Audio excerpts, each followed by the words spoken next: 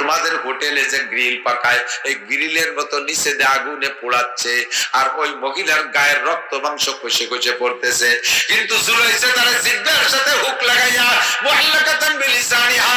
আমি জিজ্ঞেস করলাম জিবরাইল, জিহ্বায় কেন হুক লাগাইছে?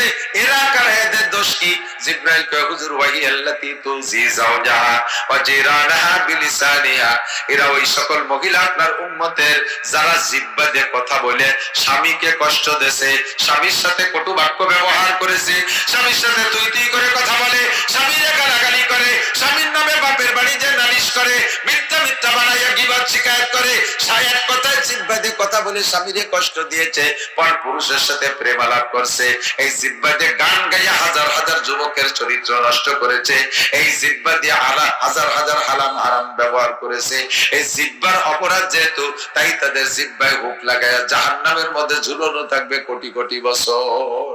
পর পুরুষের সাথে কথা বলার সময় হাসি মুখে কথা বলেছে, স্বামীর সাথে কথা বলার সময় খ্যাক মেরে কথা বলে, আছে না নাই? আছে না? স্বামীতে যদি বলে আমার এক গ্লাস পানি দাও, বা ঢেলি খেতে পারো না, খেদমত করছে, ঢেলি খেতে পারো না।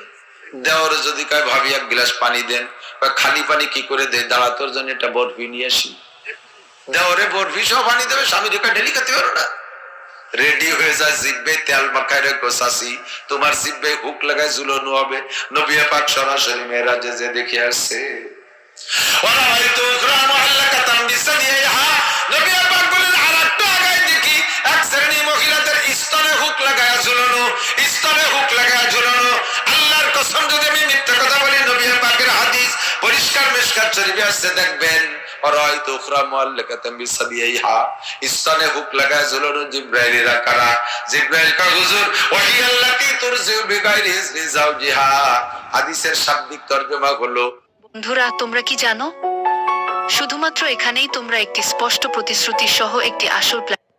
নবী পাকের জামানায় মহিলাদের স্তনের দুধ অন্য বাচ্চার কাছে পয়সার বিনিময়ে বিক্রি করার অনুমতি ছিল, যার কারণে আমার নবী হালিমাতুস সাদিয়ার দুধ খেয়েছেন পয়সার বিনিময়ে। এইটা স্বামীর অনুমতি থাকলে অন্যত্র বিক্রি করতে পারবে, নইলে মহিলারা স্বামীর স্তন, নিজের স্তনের দুধ অন্য কোনো বাচ্চার কাছে বিক্রি